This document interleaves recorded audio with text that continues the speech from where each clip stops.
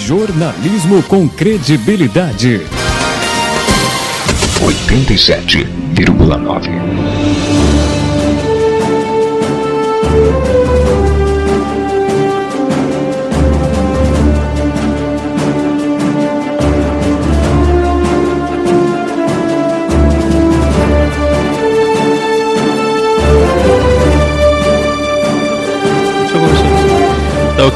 Bom dia, voltamos aqui com o programa Agora na Cidade, aqui no 87,9 e também na internet, na rádio online, no portal agoranacidade.com.br.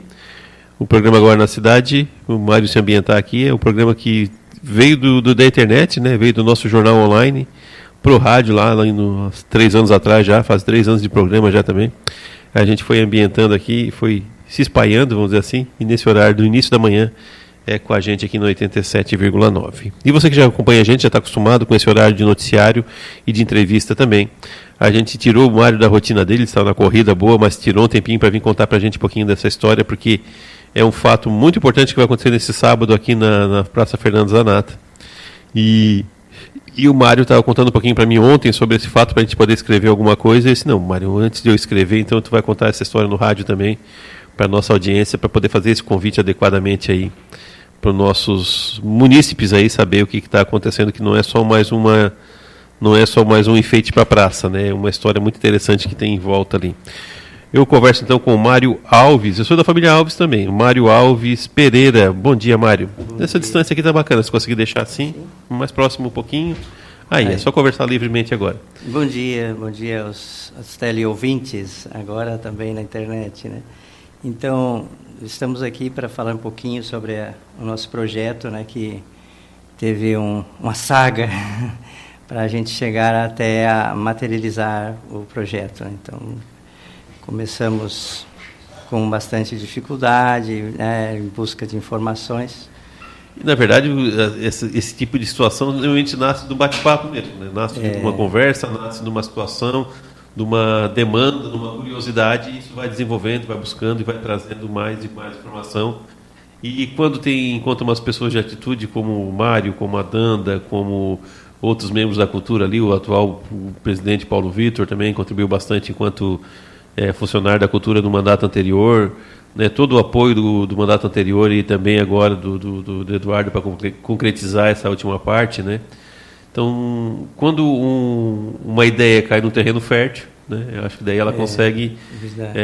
só que não foi automático. O que o Mário estava contando para nós é isso, que não foi uma coisa automática, né? Bom, para ambientar o pessoal no que nós estamos falando aqui, né? Ali na Praça... Mário, tu está preocupado com a hora? Tens um horário específico para...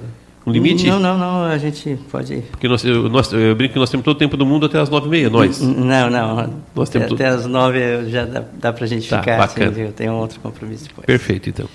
A gente traz, então, aqui esse ambiente que no sábado agora vai ser inaugurado, o Monumento do Tropeiro, né? E na história de Morro da Fumaça, de uma forma geral, é dito sempre aí, porque não temos uma história consolidada, construída e documentada, né? Mas se diz a boca pequena que o nome Morro da Fumaça deriva de tropeiros que passavam por aqui e que acampavam aqui, e nesse acampamento faziam fogueiras que gerava essa fumaça, né?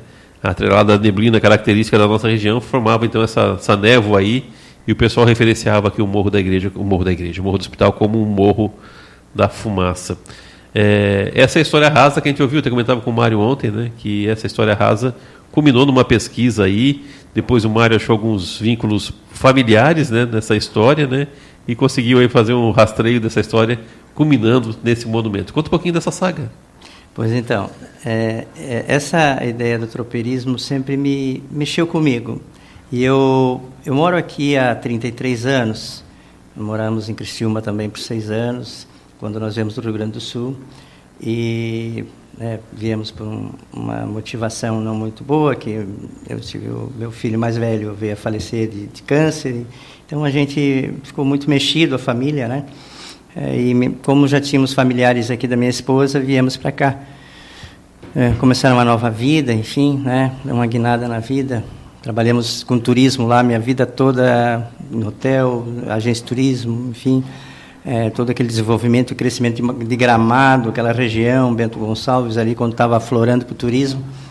E, então, viemos definitivo para cá, né, começando uma nova vida, com bastante dificuldade.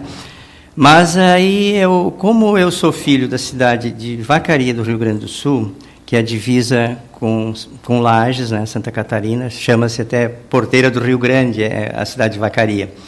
E esse nome é muito típico porque é referente à quantidade de animais, de gado que tinha lá, que devido lá às guerras das missões, da Cisplatina, que o gado veio todo para os campos de cima da serra, então uma região de muito gado, né, de muita pastagem, né.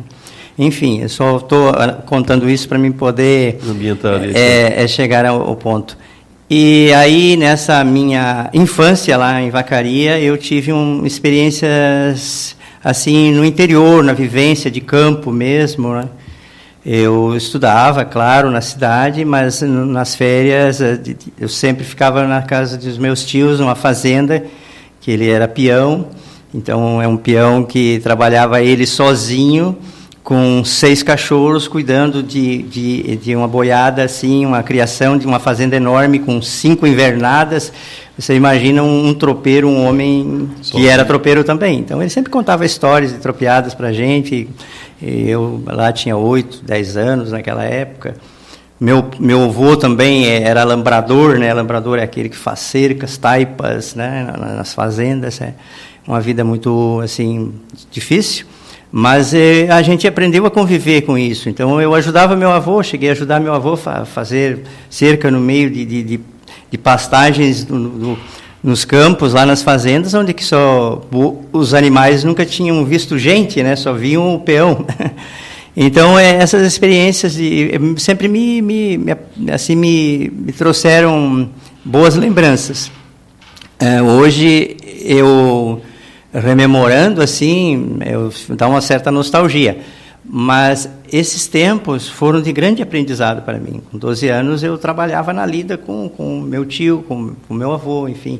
Não era crime, Não era crime, né? Não, eram outros tempos, né? Eram outros tempos, mas eu trabalhava, eu digo, mas não no sentido, assim, de explorar. Era um trabalho de aprendizado, na verdade. Isso, né? mas era guindado ao trabalho, né? Sim, eu vi essa ligação. Esse compromisso do trabalho. Sim, compromisso, é verdade. E então essa experiência me foi forte. Outro fato também é que meu pai, ele faleceu muito jovem, com 38 anos. Um acidente lá no interior, mas ele foi alistado para ser combatente na Segunda Guerra, como eu até comentei contigo ontem, e ele não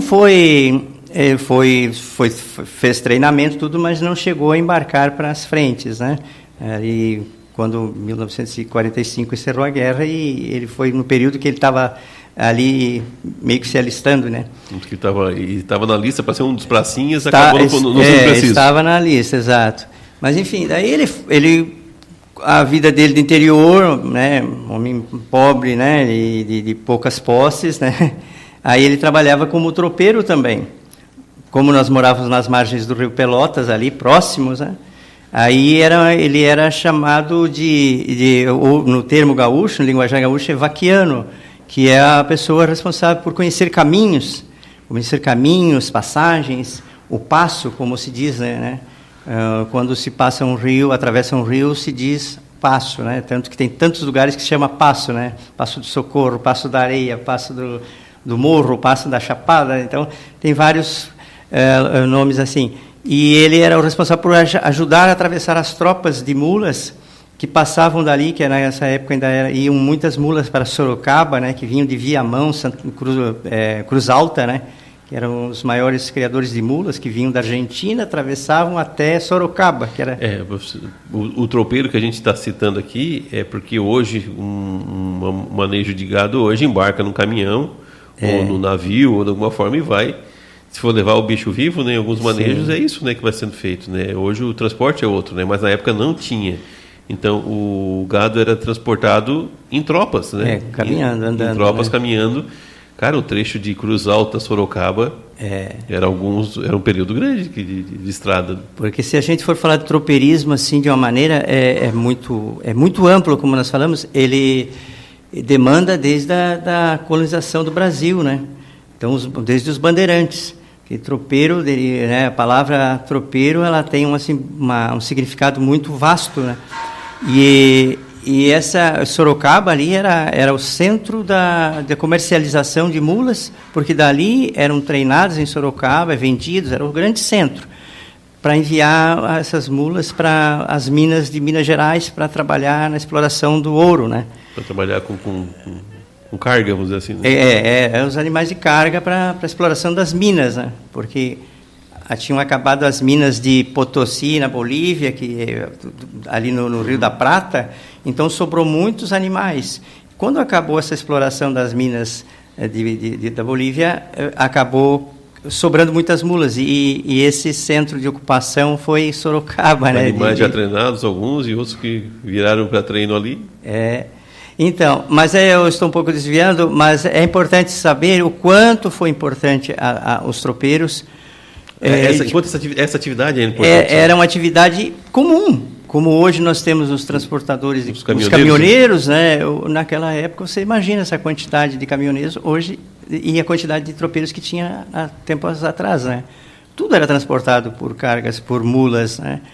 Mulas de carga. E estão falando de uma época que não tinha estrada, que não tinha energia, que não tinha suporte, que não tinha assistência nenhuma. Não, então era uma aventura, Eu escuto aí, tem um podcast aí agora, deixa eu ver se eu me lembro, Confraria do Tropeiro, que é um grande estudioso do tropeirismo, e ele traz relatos, e ainda tropeiros que puderam trazer relatos, que agora hoje está bastante raro, tropeiros vivos, né? Mas no sentido assim mais aventureiro mesmo, de tipo levar boiadas, mandar para um destino e aonde o camarada nem conhecia direito o caminho. E essa história dos tropeiros de Morro da Fumaça, eu até comentei com o Mário ontem, que é uma história muito rasa, né? Que os tropeiros passavam por aqui, faziam seus acampamentos e morre por aí a história do tropeirismo em Morro da Fumaça, né?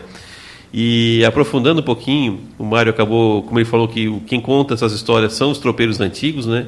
O Mário buscou num tropeiro antigo, dentro do seu núcleo familiar, que confirmou essa passagem por Morro da Fumaça, né? Foi aí que foi um dos maiores incentivos que eu recebi para confirmar e me aprofundar mais.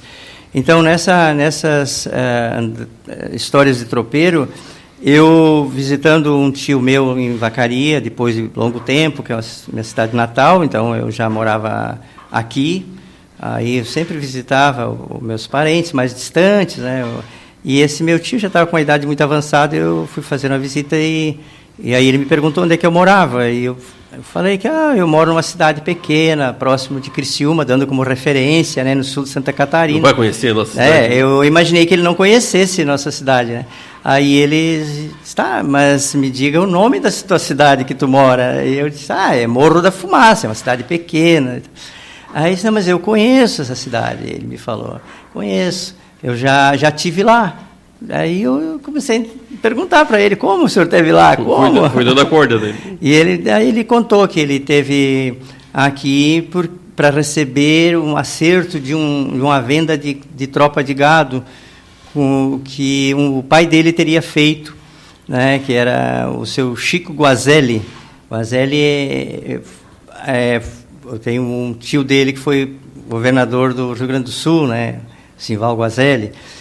Então, esse seu Chico Guazelli vendeu, aí eu disse, mas vendeu para quem esse gado? Me interessei e comecei a indagar. E ele disse, eu vendi para um tal de Giacomo, não lembrava certo o nome, né? E ele tinha uma charqueada enorme lá. Aí mas como? Eu nunca soube disso, fiquei curioso. Charqueada era o manejo da carne para poder preparar ela é o abatedouro, né, onde que preparava a carne, o charque. Para poder vender, para conservar e vender. Isso. E aí, então ele foi falando que... Ele falou que em Morro da Fumaça tinha uma charqueada grande, que era desse Jacomim, enfim. Exatamente, que era em Morro da Fumaça. Eu até fiquei na dúvida, mas em Morro da Fumaça, como é que eu nunca soube? Já morava aqui há bastante tempo, nunca tinha ouvido falar.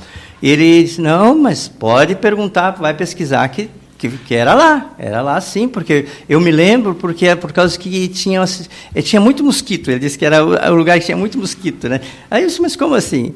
Aí ele disse, porque os tropeiros levaram o gado, desceram com o gado pela Serra da Rocinha, com 100 cabeças. E tem muita lógica em tudo dá um fechamento.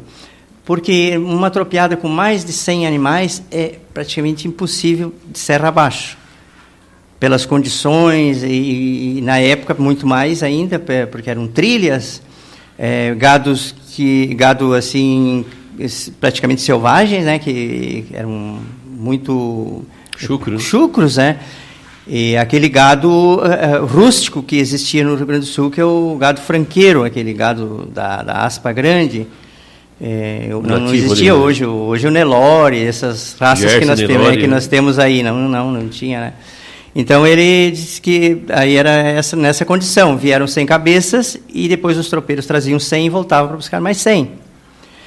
Então ele veio por Porto Alegre, o pai dele já tinha, como fazendeiro, acho que já de posses, né, já tinha uma caminhonete, não sei que caminhonete era, aí não entrei em detalhes, que veio por Porto Alegre, fez a viagem por Porto Alegre para vir até aqui para receber o pagamento dessa remessa de gado, né?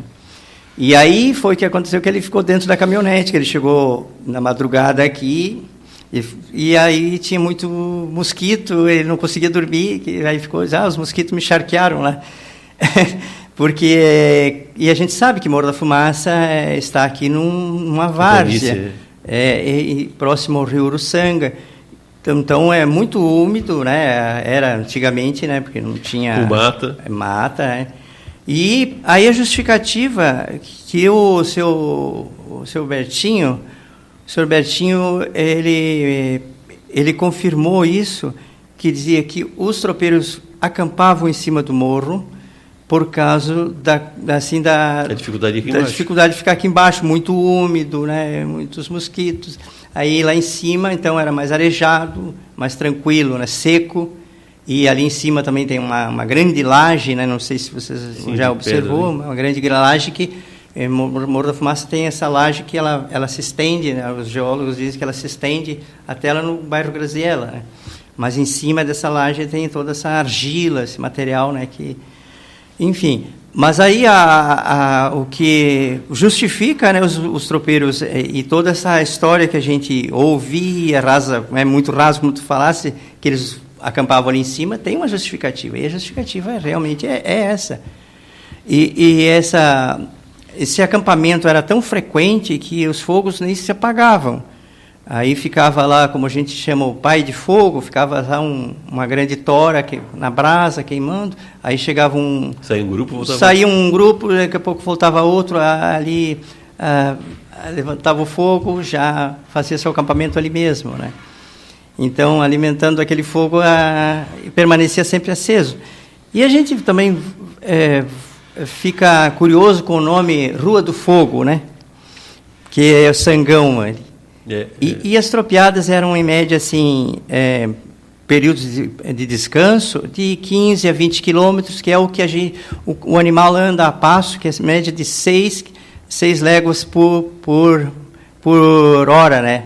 Bacana essa matemática. Então cada vez mais a história. Dá mais ou menos assim a mesma distância. Por exemplo, eles vêm sair daqui meio-dia, vão almoçar ali na Rua do Fogo. Aí eles andam mais um pouco, vão dormir no Camacho.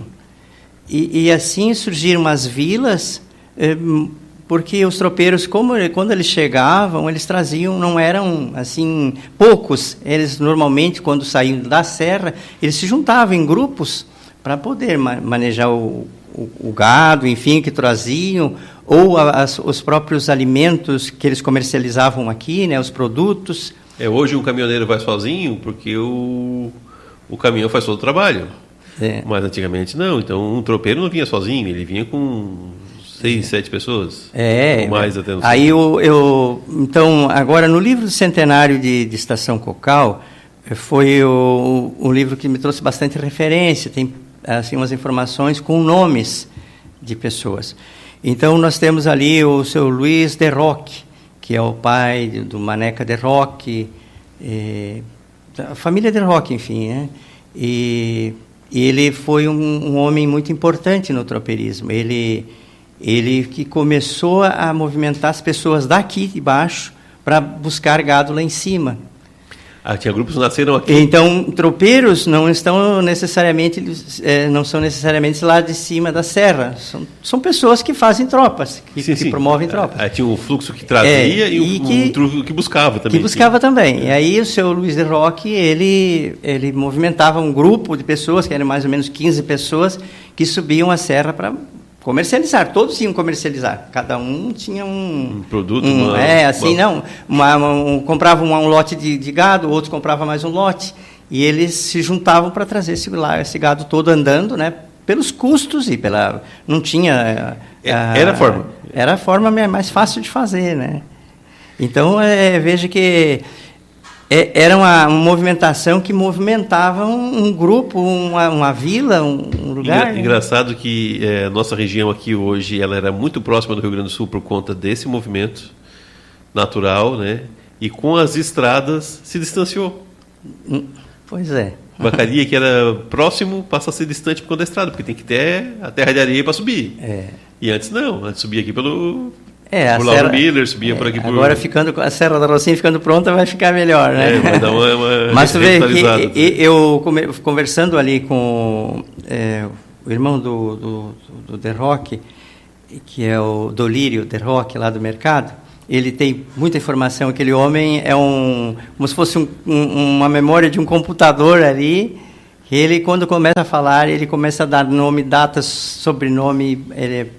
E o bacana, Mário, é que a escolha depois, a sequência para chegar no monumento, né?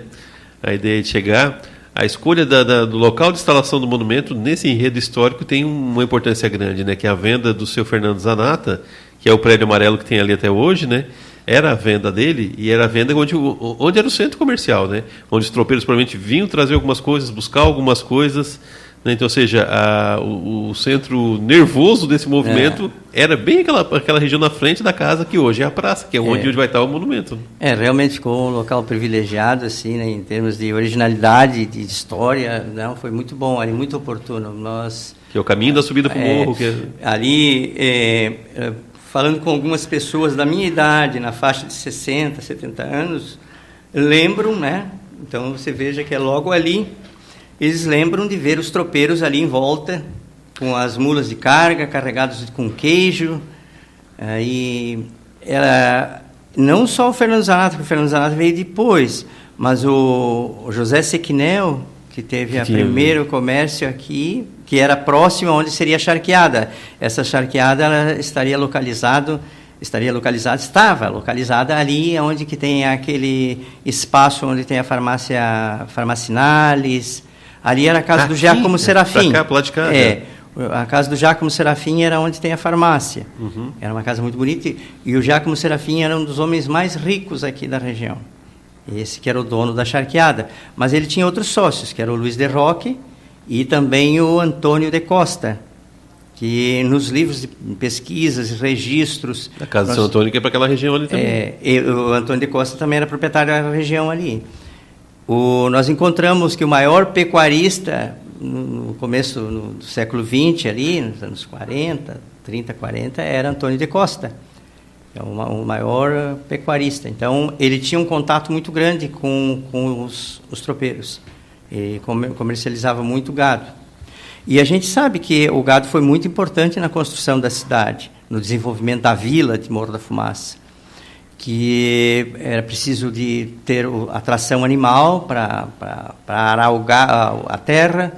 Então, aí os bois de canga para os carros de boi. Os animais não vinham só para o abate, né? Não, tem outros motivos e outros tipos, vários tipos de animais também, não só gado. Não só gado. Não só bovino, né? As mulas eram muito usadas também, né? E então as vacas de leite também, porque o italiano tem a tradição do leite, né? Do queijo. Queijo, macarrão, tudo. Queijo. Então, aí entram as vacas de leite, que também eram trazidas e comercializadas aqui. Então, tropeiros traziam ou iam buscar e iam vendendo para fazer comércio, né? Então, desse tipo de tropeada, a gente pode ver que, envolvendo só gado, não era só isso. Tinha tropeada de porcos, tropeiros traziam porcos lá de cima, o que é bastante complicado. Aí tem bastante gente andando a pé, inclusive. Para poder controlar, um bicho menor, né? Assim, uma coisa bem difícil, que conta até meio chato se a gente falar isso, mas é que diziam que eles colocavam alguma coisa nos olhos dos porcos mais bravos, assim, para eles ficarem mais, aí, dificultar a visão, desorientados, para poder fazer. A tecnologia que tinha, na verdade. E também... o trecho menor, provavelmente, né? Enquanto um gado fazia 20 quilômetros, um suíno faria... E tu imagina quando entra o mato adentro, se perde, aí tem que ir atrás desse animal para não perder. Uma peça, às vezes, era um lucro, né? Uma res era um lucro do... E às vezes caía na ribanceira também, nos peraus, né? Então era muito difícil, né? A gente tentando imaginar, né? Imagina a Serra do Rio do Rastro, sem estrada, e o pessoal subindo no mesmo caminho. Para quem conhece a Serra do Rio do Rastro, que é um caminho mais comum para a gente aqui, né?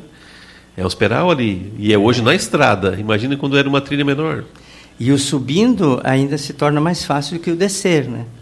O descer é muito mais difícil. Ainda mais com carga. Por isso a mula era muito utilizada, que a mula é um animal muito inteligente. E quando ela pisa, ela meio que tateia o chão. Ela movimenta a pata, calçando sempre no firme. Uma mula cair na ribanceira é muito difícil. É muito difícil, tanto que nas cavalgadas, que a gente faz para a serra, para outros lugares assim mais acidentados, não usamos animais, cavalos comuns. Temos que usar mulas, pela resistência e também pela inteligência perspicaz, assim, de observar os lugares, né? Eu brinquei contigo no começo aqui que essa vila de Morro da Fumaça ser tão antiga, eu acho que Bobear já tinha trânsito e movimento aqui em Morro da Fumaça na época do Império, praticamente. Sim, sim. É porque, como nós falamos... Nós estamos falando aqui desses nomes que a gente botou em pauta aqui, são tudo do começo do século passado, né, do século XX. Então, 20, 30 e 40. Então, é muito recente, pedindo a história grande, né? Mas os tropeiros que vinham do Uruguai para a região de São Paulo... do Império já. A Guerra dos Farrapos é nesse enredo ali. A gente começa a adentrar... Porque a descoberta do carvão em Criciúma passa pelos tropeiros também, que cavaram ali, manusearam a terra para esconder da Comuna Prestes que vinha junto com os tropeiros fazendo bagunça ali na questão política também, né? E para esconder, fizeram lá um asseio da terra e descobriram a turfa lá, e depois o carvão e tudo, nesse mesmo sentido, né? Isso data de 1800 e pouco. O que a gente pesquisou e acabamos descobrindo que o carvão aqui em Lauro Miller foi descoberto em 1838. Em 48 por cima, provavelmente, se não me engano. E foram os tropeiros que encontraram, fizeram um acampamento lá e colocaram aquelas pedras pretas à volta do fogo. Daqui a pouco as pedras começaram a acender. Então foi aí que começaram a pesquisar, né, sobre o carvão. E realmente, olha só o quanto de tempo que demorou. Tem essa questão do tropeirismo aí que envolveu o carvão, o transporte do carvão que vinha para Jorge Lacerda, que a Jorge Lacerda ela começou cedo, né, a termoelétrica ali, e vinha ainda de carretões de Criciúma. E eles passavam por aqui com os carretões de carvão. Até a divina até o começo da máquina mais potente foi. Então o início, do trem mais potente. Né, o início foi ali antes do trem, né? O trem veio em 1914 aqui na região, né? Então por isso. Então acho que a Vila de Morro da Fumaça, de repente não com esse nome, não com, enfim, uma história que a gente tem que resgatar aos poucos, né? Acho que o primeiro passo vocês estão dando forte agora nesse sentido. Acho que data realmente muito antiga. Muito, muito próximo da data de Uruçanga, muito próximo da data de outras cidades aqui, que são mães, considerada mãe de Morro da Fumaça, mãe de Criciúma, Uruçanga, né? Mas acho que a história da vila em si, um núcleo pequeno que seja, um ponto de parada de tropeiros que seja, eu acho que data bem antigo mesmo. Aí a ferrovia, ela começou acho que em 1914 e acho que concluiu em 1920, né? Que foi a conclusão. Então, com a ferrovia houve um grande progresso, né? Que a Vila de Morro da Fumaça ela foi crescendo mais em torno, porque Linha Torres começou primeiro, né? Linha Torres foi organizada antes como vila, como colônia, né? Mas como colônia, como vila, teve até cooperativa lá, e depois surgiu o Morro da Fumaça. Mas voltando ali à questão do tropeirismo em volta do Casarão Zanata, ali a gente vê que o Vanteiro Margotti, que é um dos fundadores aqui do município, ele era um empreendedor, um homem de visão, né, de visão futurista. Ele comercializava gado também com os tropeiros. Praticamente aquele pessoal daquela época, quem tinha posses fazia isso. E então ele construiu mangueirões ali embaixo, próximo aqui do Casarão Zanata, onde abrigavam os animais, que não só os que eram vendidos aqui, mas tropeiros que passavam com tropas que iam adiante. Né? E como às vezes o rio Uruçanga enchia, não dava passagem. Eles faziam estivas, né, com os coqueiros todos da beira do rio Uruçanga, que tanto Cocal, Estação Cocal leva esse nome por causa da quantidade de coqueiros, né? E eles derrubavam os coqueiros e faziam estivas para passar como estradas, né, nesses pontos mais baixos. Para abrir passagem. Né?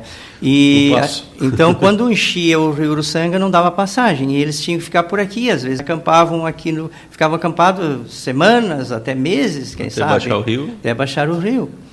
E, então, a necessidade de ter um local para abrigar esse gado, para o gado não se dispersar. Então, o Vanteiro Margotti fazia isso, ele tinha os mangueirões e alugava. Depois, Vanteiro Margotti, mais adiante, começou a construção do Casarão Zanata. Foi ele que começou. Ele fez os alicerces e depois vendeu para o seu Fernando Zanata, que era do seu Santo Guglielmo. Na verdade, era o seu Santo Guglielmo que comprou. E o Fernando Zanata era, no caso, um genro, né? E ele que acabou ficando ali com o Casarão Zanata, né? Depois. Isso, porque é uma história recente que eu conheço o Morro da Fumaça por conta da Casa da Cultura ali, e todas as fotos que a gente tem ali, né, que caracteriza a venda do seu Fernando Zanata como um ponto de comércio forte, né? Mas aí já está uma data, já é uma segunda data, já é um segundo grupo, já é um... É isso que está citando aí, né? Mas ele comercializava muito, tanto que ele fazia os escambos ali, era na base da troca, né? O dinheiro era pouco usado lá atrás, né? Uma foto que eu tenho recordação aqui agora das fotos que a gente viu ali, né? Essa, né? De o pessoal ali na frente da venda, chegando mercadoria. É uma foto que tem ali na Casa da Cultura. Tem uma com os animais na frente, umas mulas. Então, caracteriza bem esse enredo aí mesmo que a gente está citando. Nós vamos rememorar isso no dia da inauguração do monumento. Né, E o monumento em si, Mário? Então, nós chegamos ao monumento com uma grande dificuldade de pesquisa, como eu te falei. Essa história sendo contada agora por conta porque a gente precisava de um embasamento para se chegar realmente, de fato, ao monumento. Foi aí que comecei a conversar com a Danda, que nós tivemos uma relação que sempre teve um trabalho assim próximo a mim, né? É uma entusiasta também. Ela é uma pessoa visionária também, né? E aí nós sempre discutíamos isso. Aí um dia falei para ela também que o seu Gregório Espíndola, que é o vô dela, ele era tropeiro. Ela disse, eu sei que meu vô era tropeiro, mas não conheciam a história dele, porque ele também, quando ele era jovem, ele foi trabalhar na construção da BR-116 lá no Rio Grande do Sul, e saiu daqui e foi trabalhar lá, e era muito comum as pessoas saírem para ir em busca de trabalho, assim, para ter mais lucros. Além da cultura, cultura agrícola. Aí ele foi para lá e trabalhou por lá por 3 anos, isso está no livro do padre Claudino. E aí ele trabalhou lá e, quando ele recebeu o dinheiro, ele comprou muitos animais lá. E veio pelo caminho negociando. Mas animais equinos, ele comprou cavalos e, não sei, mulas. E ele veio vendendo pelo caminho, na região ali próxima a Porto Alegre. E veio e foi vendendo, passou por aqui ainda com alguns animais. Segundo o livro ali do padre Claudino, ele vendeu o último animal ali em São José. E eles que o último animal ele trocou por uma faca. Isso está no livro do padre Claudino. Para voltar para casa. Mas ainda, então, ele era o pessoal tinha aquele espírito aventureiro mesmo, né? E o seu Gregório Espíndola, ele chegou a comercializar, a trabalhar com tropa de peru. Ele trouxe uma tropa de peru de Araranguá, lá das ilhas, para vender, possivelmente em época de Natal, né? Aí trouxe essa tropa, segundo os relatos, é em torno de 200 perus. Só que o peru ele é parente da galinha, né? Aí ele chega, anoitece, ele se acoca para dormir, né? E ele estava vindo em determinado assim, trajeto, ele quis apressar o passo porque era uma várzea, assim, um lugar meio úmido. E aí apurou o passo que tem que vir alimentando, jogando milho para os perus. Tem uma técnica, né? E aí eu sei que esses perus agacharam ali para dormir. Escureceu, não deu escolha. Ele disse que teve que dormir no banhado, assim, para cuidar dos perus. Então, são fatos pitorescos que a gente encontrou na pesquisa e que nos dá, assim, uma segurança muito boa para falar do tropeirismo. De fato, é a atividade primordial aqui nessa história, né? E eles ali, tu imagina, o camarada trazer lá de cima, vamos dizer, trouxe umas 10 mulas carregadas de queijo, de lá de cima, com aquele aparato todo de cangalha, todas aquelas coisas que, com precariedade, numa daquelas acontecia de quebrar uma cangalha que segurava a carga em cima da mula, teria que fazer uma manutenção. Então, o tropeiro, além de ser um tropeiro, ele era o homem que trabalhava com couro, ele trabalhava como veterinário, porque às vezes tinha que tratar de uma mula, tinha que ser carneador. Ele era multifuncional, ele tinha que fazer de tudo. Então, dentro dessa história do tropeirismo, tu relatando aqui um pouquinho da cavalgada, que acabou culminando um pouquinho iniciando a pesquisa também. Eu gostaria de essa cavalgada dos 100 anos que nós fizemos foi uma coisa muito, muito importante. Como nós tínhamos fragmentos na história sobre o tropeirismo, no livro de Centenário, inclusive, tem um relato, não sei se tu já observou, o livro de 100 anos de Morro da Fumaça, o livro de 100 anos de Estação Cocal. Aí a gente foi criando vamos fazer alguma coisa ligada a isso. Tanto que o selo dos 100 anos do município, não sei se tu lembra, tem até uma reprodução que eu fiz em concreto celular, lá do Celucom, esculpido, está lá no museu, traz o tropeiro como evidência, né? O colono ali, o agricultor... que fez base aqui? Que fez base, e depois o tropeiro também. Então, tinha essa conexão sempre. Então, todos os historiadores confirmam isso, né? E aí nós... criando vamos criar esse vínculo. Reproduzimos uma cavalgada simulando se fosse uma cavalgada dos tropeiros, né?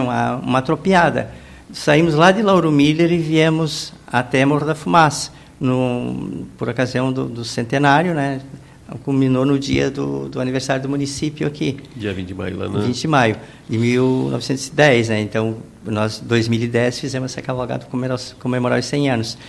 E dali foi crescendo cada vez mais esse interesse pelo tropeirismo. Depois, meu time contando aquela história, enfim, olha, vamos trabalhar o tropeirismo. A Danda concordou, né? Porque ela era secretária na época ali, a diretora de cultura, e fomos buscando como fazer isso, viabilizar isso. Tentamos de várias formas, até que nós tivemos a oportunidade pela lei Aldir Blanc, né? Esse incentivo à cultura, que foi implantado ali durante a pandemia, para auxiliar e incentivar a cultura, né? E os artistas. Né? Projetos de vários tipos de categoria, e uma delas era um pouquinho dessa estrutura de marcar com monumentos, com arte... a arte visual, todo tipo de arte, incentivar o artista regional, né, de todos os locais. Isso foi uma porta muito importante para mim. Sem isso, não poderia viabilizar, né? E aí, porque é um recurso que é dado para o artista. Então, eu recebi em forma de uma premiação pelo meu projeto que foi aprovado, para mim construir o monumento com esse recurso. Eu apresentei o projeto para a Comissão de Cultura. O croquis desse monumento, o desenho, o rascunho desse desenho, um projeto de como fazer, embasado nessa história. Com esse embasamento histórico, eu apresentei todo o projeto a Comissão de Cultura, né? Foi aprovado. Aí foi aprovado, enfim, aí começamos a executar. Mas aí que entra o apoio cultural. Nós tivemos apoio cultural de muitos parceiros, muitas pessoas, né, me ajudaram nesse projeto.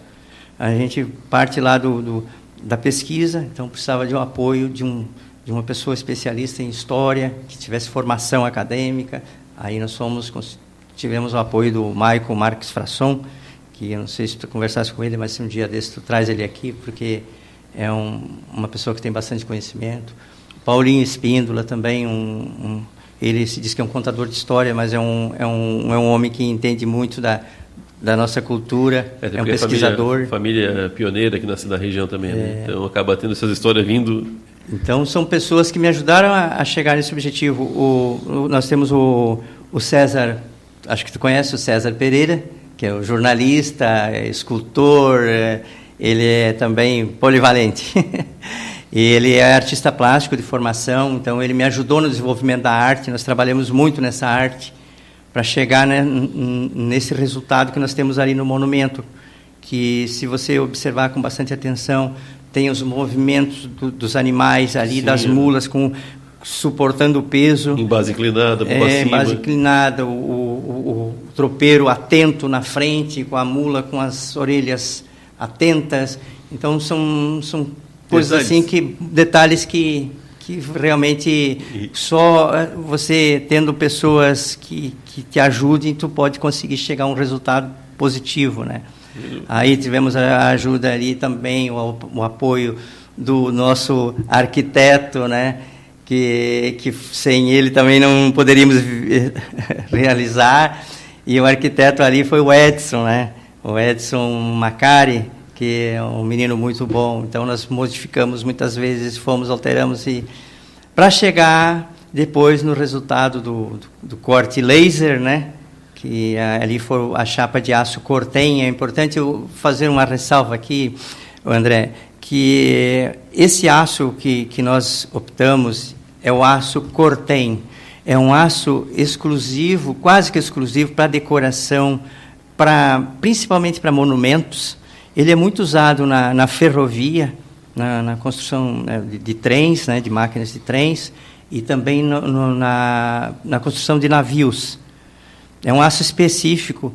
Ele tem uma oxidação controlada, não é ferrugem. Porque eu já escutei de algumas pessoas que realmente não entendem, não têm obrigação de entender mesmo, que imaginam que seria legal se pintasse, está enferrujando. Olha, vai enferrujar tudo. Mas a ideia é realmente essa oxidação controlada, que chamamos de pátina no ferro. Essa pátina no ferro, ela é de um teor de beleza assim, que eu acho magnífico. E então, dentro dessa oxidação no monumento, ela já traz uma mensagem de marcas do tempo. Ainda mais no monumento de tropeiro. É uma coisa assim que te arremete lá atrás, né?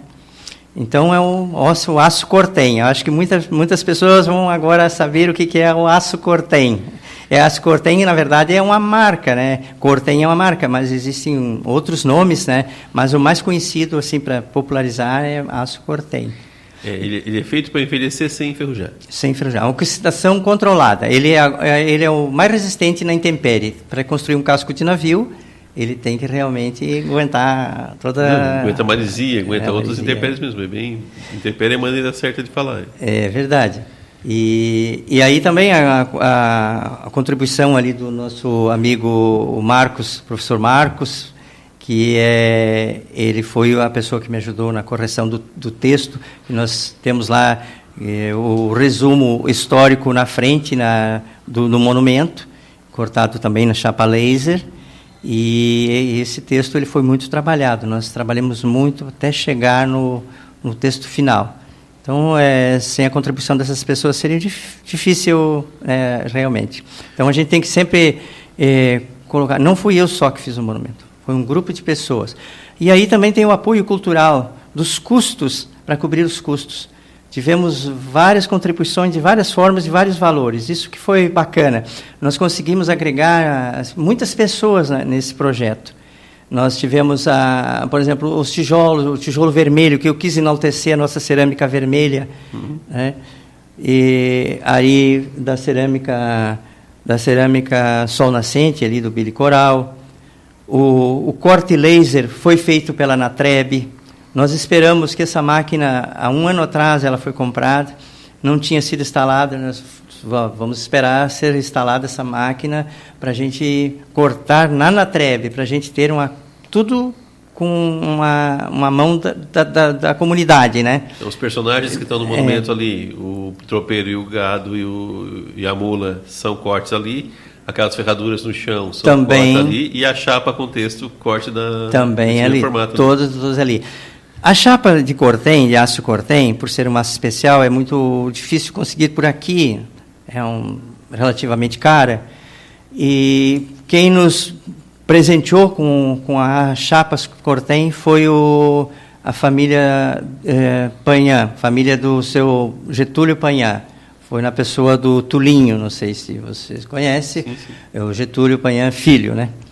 E então foi comprado lá em Minas Gerais e trazido para cá para fazer o corte. Aí nós temos outros participantes que nos ajudaram com alguns valores, né, mais simbólicos. Nós temos o Pedrinho Patrício, que foi um grande apoiador, me garantiu, Mário, vamos, eu te apoio, e foi a pessoa que assim me incentivou bastante. Então, tem várias pessoas ali que estão, eu fiz questão de colocar o nome de todas essas pessoas lá, dessas famílias que contribuíram comigo de uma forma ou outra, através de informações, através de pesquisa, através de algum valor. Então, hoje ainda vamos preparar o carreteiro, né? Então, todos ali no carreteiro, todo mundo teve envolvimento. Teve envolvimento de uma pessoa que doou o charque, tem outra pessoa um pouco de charque, outra pessoa doou um pouco de charque, a outra. Mas essa é a questão que eu quis trazer, agregar as pessoas para que todos tenham participação ali. O Arroz Fumacense nos doou arroz. Então, como eu falei, não pelo valor, mas pela simbologia de estar agregado nesse contexto ali de... Que é muito característico do tropeiro também, né? Que se reuniam para comer, e às vezes a comida não era do cara que estava comendo, era do cara que trouxe, que fez, e que às vezes já estava ali. O cara que ficou de uma semana para outra preso e acaba fazendo a comida, ou ele acaba comendo do cara que chegou. O outro ficou para trás porque teve que ficar o gado que se extraviou, ele foi atrás do gado, aí o outro vai na frente, então tem que ter uma solidariedade, né? Isso, acho que essa expressão já é nativo do tropeirismo e vai ser caracterizado também nessa inauguração, né? Aí tu imagina, o tropeiro chega, tem um acampado, chega um outro encharcado de água, porque... Então o outro acolhe, e isso solidariedade também é importante, né? E o monumento está ali, realizado, graças a Deus, conseguimos, agora só a inauguração, no sábado.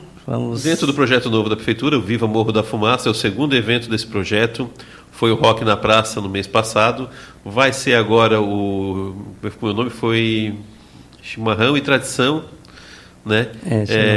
Próximo um pouquinho por conta dessa origem gaúcha do tropeirismo, vamos dizer assim, né? Não que seja exclusividade, mas tem essa origem para nós aqui, nesse enredo todo que a gente levantou, que a gente contou agora. Então, o evento que provavelmente vai se prorrogar em outros anos ali, o Chimarrão e Tradição, vai ser nesse momento ali, aproveitar, nesse mesmo ambiente da Praça Fernando Zanata, a inauguração ali do monumento. Então. Isso. Está previsto para sábado que hora, Mário? A inauguração? Então, vai acontecer dentro de um cronograma, saindo uma tropa, porque vai vir uma tropa de mulas, que bacana. Vai com a carga ali, né, com as cangas arreadas, eles vão vir de lá do mercado o São Pedro, sair de lá e com a comitiva, as mulas na frente e com o tropeiro, e atrás vem os outros tropeiros, outras pessoas convidadas que vão vir vestidas a caráter, vai ter toda uma movimentação chegando ali, vai ter um protocolo de entrega de bandeiras para as autoridades, depois a entrega dos lenços a alguns convidados, um lenço simbolizando a amizade, a interação, a interatividade, e também a colocação de broches com o lema ali do tropeirismo, Morro da Fumaça no caminho dos tropeiros.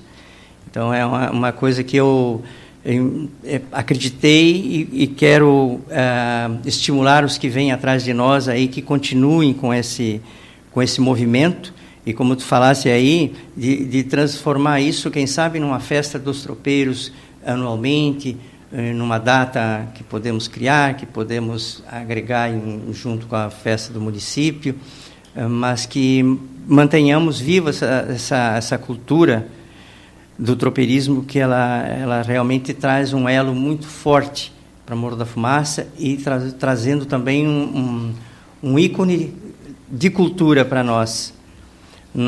Eu ali durante o trabalho da construção do monumento, eu observei uma professora com um grupo de alunos, e aí, como nós temos poucas referências culturais aqui em Morro da Fumaça ainda, infelizmente, né? Aí agora já temos o museu, temos bastante, nova.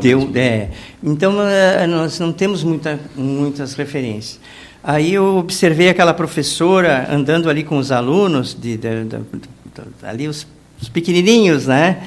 E aí ela mostrando o busto do Fernando Zanata, explicando, aí mostrando o casarão, e eu trabalhando e atento ao que estava acontecendo, né? Aí eu pensei comigo, daqui a pouco vai ter mais alguma coisa para ela mostrar aqui, que é o Monumento aos Tropeiros, que ainda estávamos na base, né, da construção ali. Então isso faz a gente assim ficar feliz, porque nós, com as origens, né, gaúchas, né, que gaúcho, na verdade, não é por ser nascido no Rio Grande do Sul. Gaúcho é a cultura gaúcha. É um estado de espírito, é quem vive essa cultura, essa tradição, quem cultua isso, chama-se gaúcho, independente de onde ele nasceu. Temos, né? Os gaúchos que estão lá no Uruguai, estão nas Missões, estão na Serra Catarinense, estão aqui na nossa região forte também. Estão em todos os lugares. E agora também nós vamos ter a imagem de São Roque ali também, né, que vai ter um monumento também, então nós estamos indo no caminho certo, né? Mário, obrigado pela visita. Eu sei que nós temos aqui, eu brinco com o horário, mas eu sei que tu também o Mário tirou um pedaço do dia dele hoje, ele estava com um dia bem cheio. Ele disse, André, eu vou dar um jeito nós ir, porque é importante a gente divulgar isso agora.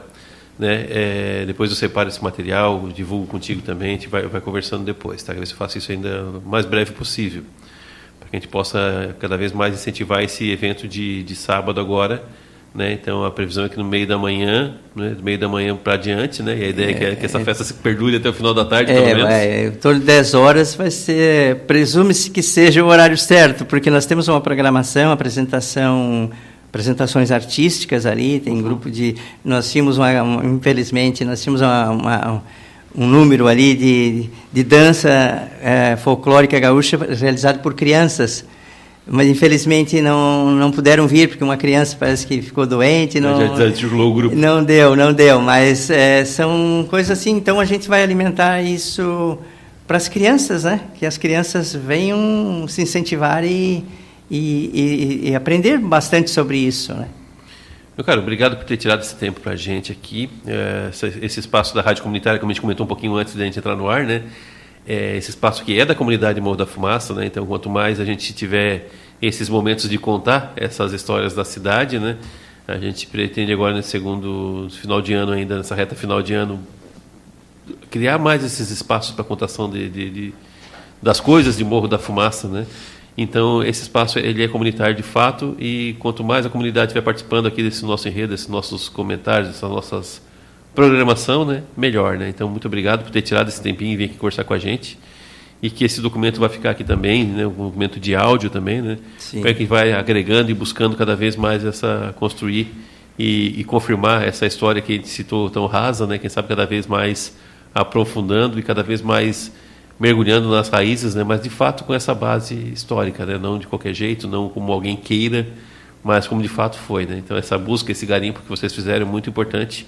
Parabéns pela iniciativa e parabéns pelo monumento. Eu fiz algumas fotos no outro dia à noite, mas as que tu mandou para mim, então confirma cada vez mais a beleza daquele monumento, que para mim fez muito sentido a partir da história que tu contou. Enquanto ele era só um monumento, não dizia muito, mas quando ele entrou nesse enredo dessa história toda que a gente contou hoje, ele começa a fazer muito sentido. Eu fico feliz de poder oferecer essa minha contribuição, de dar essa minha contribuição à cidade que eu amo, que eu vivo, que eu tenho muitos amigos, aqui é meu chão. Então, esse momento para mim é muito especial da minha vida. Diz que o homem tem que ter filhos e escrever um livro, plantar uma árvore, né? Isso, mas não necessariamente essa árvore tem que ser uma grande figueira, pode ser um pé de mamão, pode ser... E também o livro não precisa ser um grande livro, pode ser uma anotação, uma frase... uma placa de aço. Uma placa, enfim, qualquer coisa que contribua com o lugar que a gente vive. Eu acho que é fundamental o ser humano fazer o mínimo que possa pelos lugares onde que você mora. Um gesto simples, às vezes até a limpeza na frente da sua casa, que é uma rua que é pública, onde passam pessoas. Então, o ser humano ele tem que contribuir. Nós temos que estar aqui, nós não estamos de passagem aqui nesse mundo. Nós viemos aqui para acrescentar alguma coisa de bom, colher algumas coisas de bom, passar por algumas vivências, às vezes não tão boas, mas para crescer como ser humano, para que a gente possa galgar alguma coisa melhor lá adiante. E olhar sempre com empatia os nossos irmãos, todos que a gente possa visualizar na frente, seja ele de qual for a sua religião, seu vínculo político, mas olhar sempre com um espírito de solidariedade, mas, sobretudo, eu deixar esse legado de esse simples, né, um monumento com não tem ali o bronze, enfim, aquele detalhe que talvez alguns esperavam, mas a mensagem que eu trouxe é uma mensagem de história, um legado para que se continue buscando preservar as raízes, a história, os nossos antepassados, respeitando os nossos antepassados, os nossos avós, os nossos pais, enfim, que nos deram tantas lições. Obrigado a vocês pela atenção. Desculpem, até eu me emocionei um pouco. Eu ia dizer agora, pela segunda vez consecutiva aqui no meio do nosso bate-papo, que durante essa conversa toda, eu vi os olhos do Mário marejarem aqui com lágrimas, porque realmente eu acho que é uma conquista que tem que ser comemorada mesmo, Mário, que essa conquista, que essa marca que já ficou essa marca na história, seja cada vez mais confirmada com essa história de Morro da Fumaça se construindo cada vez mais. Então, parabéns à administração anterior, na figura do Noe e da Danda, né, que deram o passo inicial, né? Sem dúvida. E parabéns agora ao Paulo Vitor e ao Eduardo e ao Davi pela conclusão, né, por ter dado sequência, por querer realmente fazer isso acontecer e fazer essa festa bonita para receber, inaugurar e marcar, né, esse início desse monumento aqui em Morro da Fumaça. E eu que agradeço, na verdade, esse empenho, essa dedicação. Nós, como você, acabamos adotando a cidade de Morro da Fumaça, somos nativos de Criciúma e Sara, né, com origens do Rio Mano e Jacinto Machado, e também parte aqui. A Adriana, na região do Jacinto, ali que ela morava no Picadão, era uma região de tropeiros que desciam da serra direto, ali naquela região de Pinheirinho do meio ali. Então, as histórias da nossa comunidade, elas são muito, muito próximas. O citou Ercílio Luiz, eu brinco que a região da Canjica, que o pessoal chama ali é o berço da humanidade, que todo mundo tem um parente que veio dali. Todo mundo. Tu vai conversar com qualquer pessoa, alguém tem um parente que veio dali. Então, das ilhas, falam as ilhas, né? Das Canjicas, antigamente, né? Então, tem um pouquinho disso mesmo, as histórias vão se cruzando, e Morro da Fumaça realmente tem sido um berço para receber as pessoas de fora que queiram contribuir para a cidade. Então, eu me reconheço nessa fala, conheço também tu nessa fala e outros tantos, né? Bolinha, vou citar aqui. Nossa, começar a citar gente que veio de fora e fez a cidade acontecer, a gente vai longe aqui, né? E são muitos. Então, com medo de falhar e prejudicar alguém, de deixar alguém de fora, a gente outro dia vai fazer um tema, de repente, bate-papo com 3, 4 pessoas desses estrangeiros que vieram fazer Morro da Fumaça acontecer também. Mário, obrigado pela presença. Eu sei que tu está nos teus horários aí, teus compromissos. E sábado estaremos com vocês ali acompanhando toda essa festa. Contamos com vocês lá. Estaremos lá todos juntos. Perfeito. Conversamos com o Mário Alves Pereira. Depois a gente vai ter que investigar esse Alves aí, se não é parente também. O Mário Alves Pereira, que esteve aqui conversando com a gente, contando um pouquinho só dessa história enorme, que é o tropeirismo em Morro da Fumaça.